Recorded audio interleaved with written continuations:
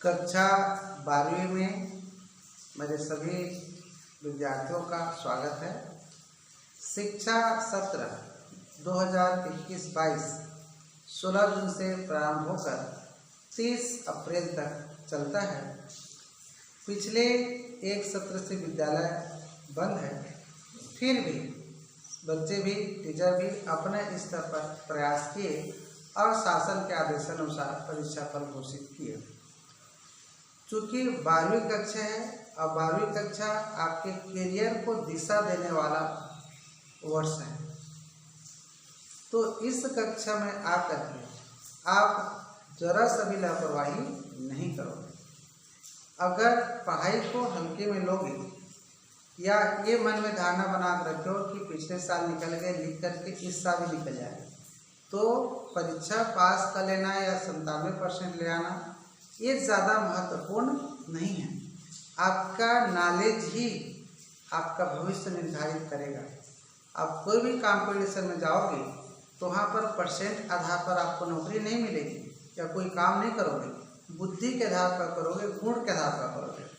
तो बुद्धि और गुण के लिए, ज्ञान के लिए आपको मेहनत करना पड़ेगा।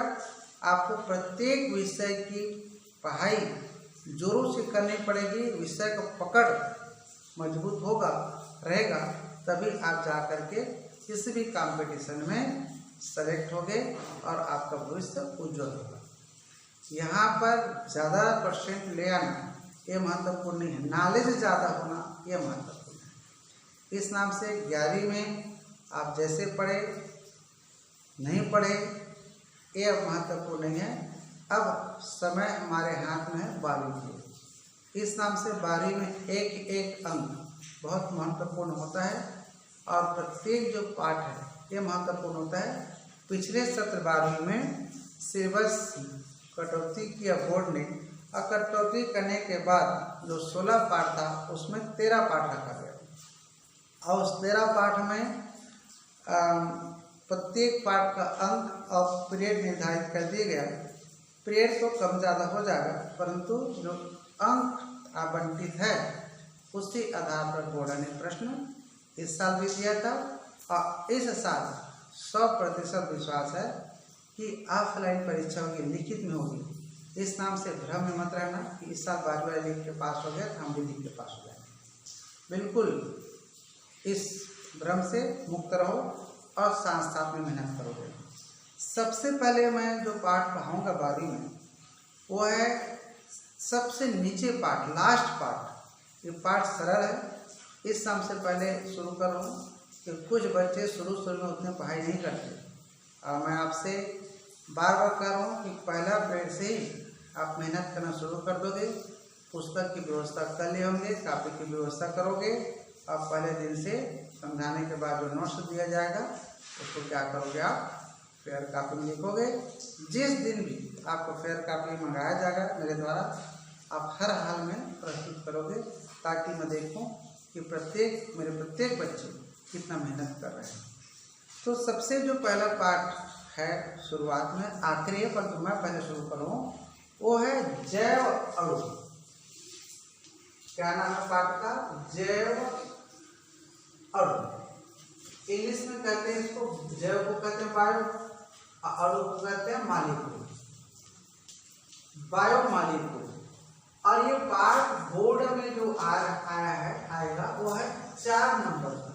देखो एक ही पाठ 4 नंबर का है। इस नाम से अंक की दृष्टि से ये बहुत महत्वपूर्ण है।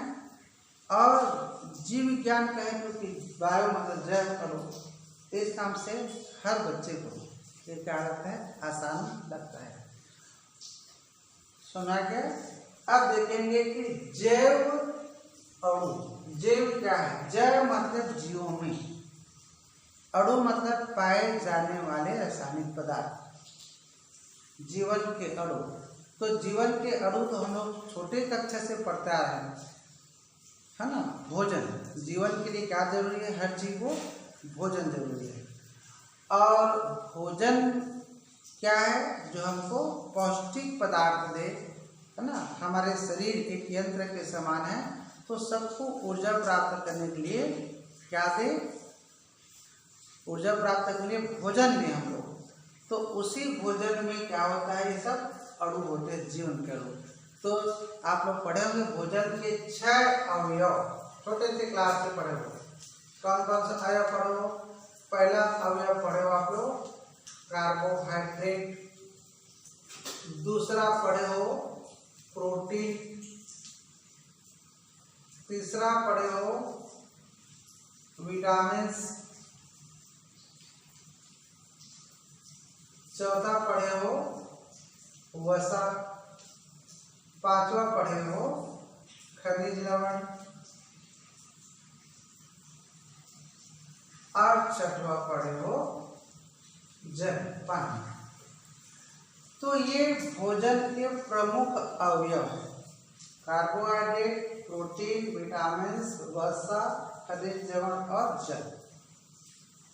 ठीक, तो इसमें से प्रत्येक को थोड़ा थोड़ा सा आपके कोर्स में रखा गया है, और इसी के अंतर्गत हम जो पढ़ेंगे उसी में से इस पाठ से प्रश्न आएंगे। टॉपिक्स होते जाएगा, मैं प्रश्न भेजूंगा, फिर में आप लोग तैयार करोगे नोट्स। जहाँ पर भी जिस प्रश्न में डाउट रहेगा आप इसी व्हाट्सएप के माध्यम से उसको भेज सकते हो, उत्तर लिख करके हम भी उसी व्हाट्सएप के माध्यम से आप तक पहुँचा देंगे। अगर और ज़्यादा डाउट होता है तो 9 से 12 हम लोग विद्यालय में रहते हैं, आप आकर के सब डाउट क्लियर कर सकते हो, टीचरों से सलाह ले सकते हो, परंतु गंभीरतापूर्वक आपको काम करना पड़ेगा। तो सबसे पहले हम लोग पढ़ेंगे वो है कार्बोहाइड्रेट। क्या है कार्बोहाइड्रेट? कार्बो मतलब कार्बन, हाइड्रेट मतलब पानी, है ना।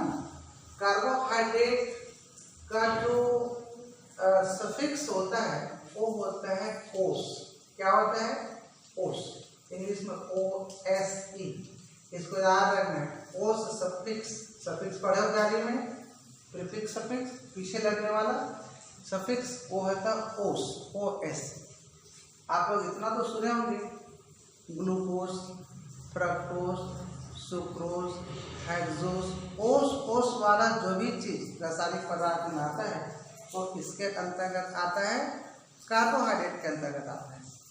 तो कार्बोहाइड्रेट क्या है? तो सबसे पहले आएगा कि कार्बोहाइड्रेट हमारा ऊर्जा भोजन है।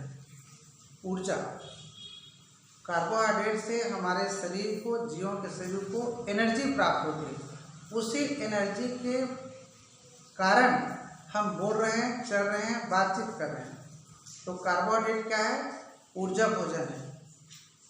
कार्बोहाइड्रेट आप लोग चावल है, गेहूँ है, मक्का है, जौ है, बाजरा है, आलू है, धान, चावल है, ये जो चीज़ ऊर्जा प्रदान करने के हम भोजन के रूप में लेते हैं, और ये कार्बोहाइड्रेट के अंतर्गत आता है।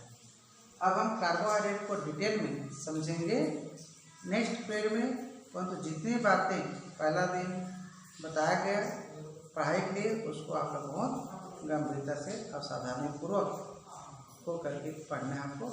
धन्यवाद। आगे टॉपिक नेक्स्ट पीरियड।